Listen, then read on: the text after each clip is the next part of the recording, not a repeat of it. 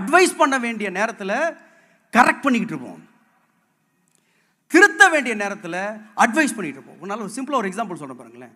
ஒரு நம்ம பையன் வந்து கேஸ் ஸ்டவ் திறந்து விட்டு அந்த கேஸ் எல்லாம் போயிட்டு, அப்போ வந்து ஒரு கேண்டில் கொளுத்தி அதில் வைக்கலான்னு போனால் நீங்கள் அந்த நேரத்தில் மகனே இங்கே வா அப்படியே சொல்லுவீங்க. இது என்ன ஆகும் என்று உனக்கு தெரியுமா?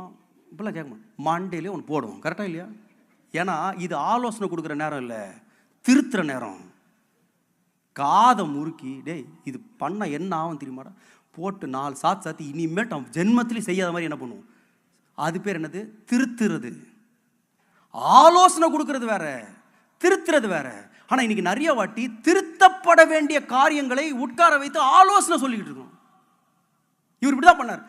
கூப்பிட்டு வச்சு, குமாரரே நீங்கள் செய்வது என்ன?